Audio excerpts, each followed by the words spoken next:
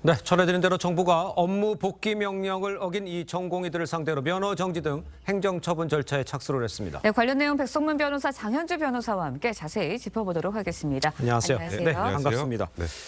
자, 먼저 이 전공의들 이제 면허 정지 처분 받게 되면 먼저 어떤 불이익이 있는지 좀 설명을 해주세요. 일단 의사분들에 대한 징계 처분 권자는 이제 보건복지부 장관입니다. 네. 그래서 보건복지부에서 일단은 업무 개시 명령 불이행 확인서를 받은 전공의, 그러니까 다 송달을 받고도 업무에 복귀하지 않은 사람들이 한 대략 7천여 명 좀 넘는데요. 네. 일단은 거기에 복직 여부, 그러니까 복귀 여부를 확인을 한번 하는 절차를 거치고 그다음에 사전 통지서를 발송을 합니다.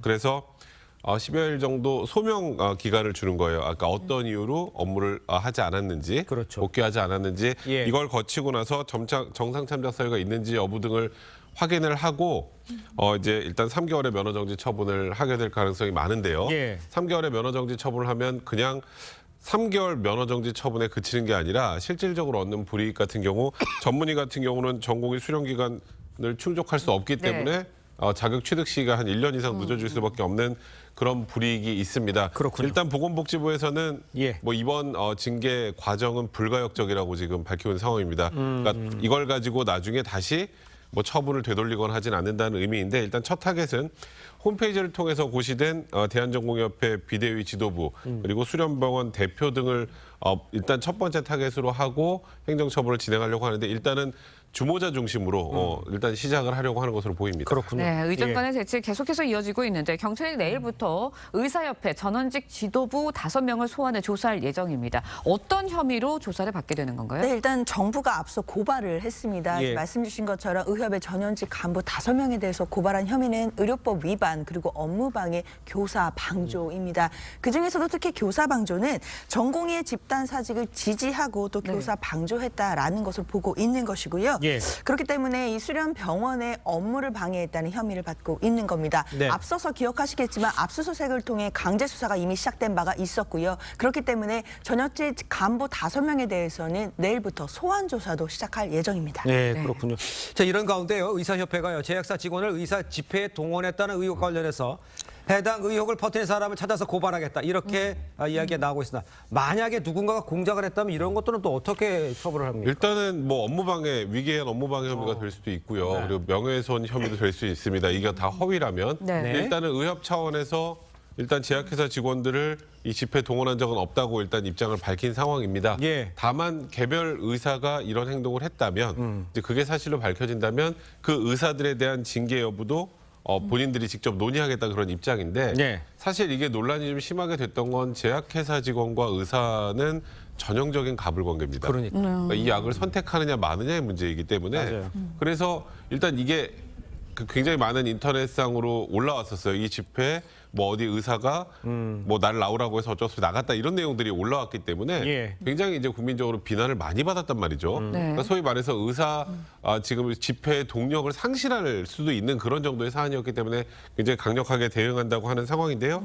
일단 이 진위 여부를 밝히는 것이 먼저가 되어야 될 것 같습니다. 그렇습니다. 네. 예. 근데 의대 정원 증원에 반발하면서 전공의들이 병원을 떠나게 돼 있는 것부터 이제 의정 간의 갈등이 시작된 건데, 정부가 어제까지 대학들의 의대 정원 수요 조사를 진행한 결과 2,000명을 넘어섰다는 얘기가 전해지고 있어요. 네, 그렇습니다. 일단 박성민 교육부 기획조정실장이 브리핑에서 밝힌 내용에 따른다면 예. 작년 수요조사와 비슷할 것으로 예상한다라고 했거든요. 그런데 작년 수요조사가 최소 2,151명, 최대 2,847명이었습니다. 네. 그러니까 2,000명을 넘는 것으로 봐야 될 텐데요. 특히 이제 정원 50명 미만의 이제 소규모 의대들이 더 2배 이상으로 또 증원 신청을 한 것으로 지금 알려지고 있습니다. 아주대도 정원이 40명인데 70명에서 110명, 뭐 대구 카톨릭대 같은 경우에는 정원이 40명인데 80명에서 100명 정도로 각각 증원해달라는 이런 신청을 하는 것으로 알려지고 있습니다. 예. 일단 이런 분위기는요. 지금 최근 의료계 집단 행동에도 볼 수 있듯이 의대 정원 자체가 뭐 수시로 할 수 있는 것이 아니지 않습니까? 그렇습니다. 그렇기 때문에 이번 기회에 늘리지 못한다면 앞으로 좀 어렵지 않겠냐라는 우려들도 반영된 것으로 봐야겠습니다. 예. 네. 그러니까 의대들도 이만큼 충분히 필요하다라고 해서 요청을 했다, 이렇게 보면 되겠죠. 네. 알겠습니다. 다음 이야기도 좀 해보도록 하겠습니다. 윤석열 대통령이 검찰총장 시절 이른바 찍어내기 감찰을 당하는 과정에서 관여했다는 이 의혹을 받고 있는 사람이 있습니다.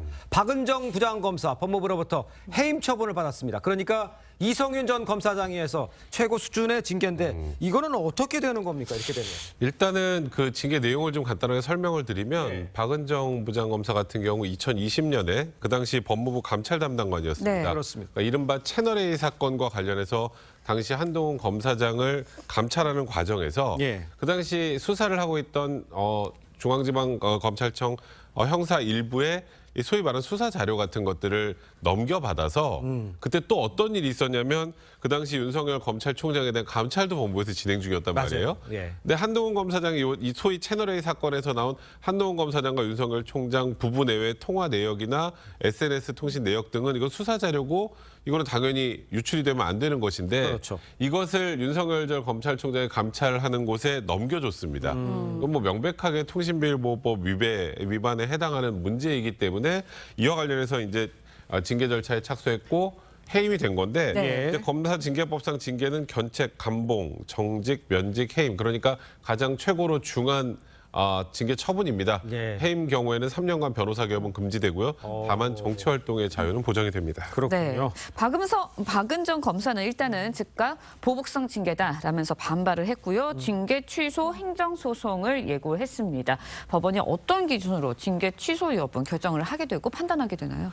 일단 일반적으로 이런 징계 취소 소송 같은 경우에는 두 가지를 나눠서 봐야 될 텐데요. 예. 일단 절차적으로 위법 사항이 있는지를 살펴봅니다. 절차 부분에서 만약에 위법 사항이 있다라고 한다면 취소가 될 가능성이 있고요. 만약에 절차 부분을 잘 지켰다라고 한다면 실체적으로 이런 징계를 할 만한 사유가 있었는지 그런 부분들을 봅니다. 예. 그리고 징계 사유가 있었다라고 하더라도 이 징계 자체가 너무 재량의 범위를 넘어서 과하지는 않은지 이런 부분들을 살펴보게 되는데요. 예. 이제 앞으로 박은정 검사가 이런 부분들, 특히 실체적인 사유가 있었는지 부분을 다툴 것으로 보이기 때문에 법원의 취소 여부는 그런 부분들을 법원이 어떻게 판단하는지에 달려 있다라고 봐야겠습니다. 네. 알겠습니다. 자, 그런데요. 일각에서 윤 대통령과 이제 대립각을 세웠던 검사들에 대한 해임 처분이 이제 연이어 나오자 윤 대통령 측근으로 꼽히는 이 검사 징계와 비교해서 이중잣대가 적용된 건 아니냐.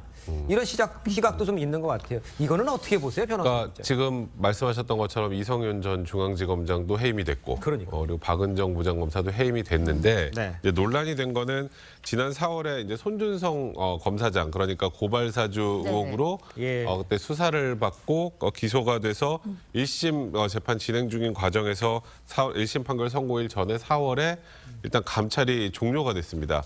예. 그리고 징계 청구도 하지 않았었죠. 맞아요. 이제 이러다 보니까 지금 일단 일각에서는 지금 말씀하셨던 것처럼 아니 여기는 1심 판결 선고 전에 감찰도 종료해서 징계 청구조차 하지 않고 그리고 여기는 지금 어찌 보면 검사징계법상 최고 수위의 징계인 해임 처분을 내리고 네. 그리고 얼마 전에 채널A 사건 당시에 이제 한동훈 당시 검사장과 몸싸움을 벌였다는 혐의로 소위 독직 폭행 혐의로 기소됐던 정진웅 부장검사 같은 경우도 무죄는 나왔단 말이죠. 네. 여기도 이제 지금 뭐 정직 2개월의 징계를 받은 상황이기 때문에 형평성에 문제가 있는 것 아니냐 이런 논란은 충분히 나올 수 있는 것이고 네. 이 논란에 대해서는 앞으로 여러 가지 이제 또 문제 논란이 좀 소지가 있는 건 분명히 사실인 것 같습니다. 알겠습니다. 네. 자, 두 분 말씀은 여기까지 듣겠습니다. 고맙습니다. 고맙습니다. 감사합니다.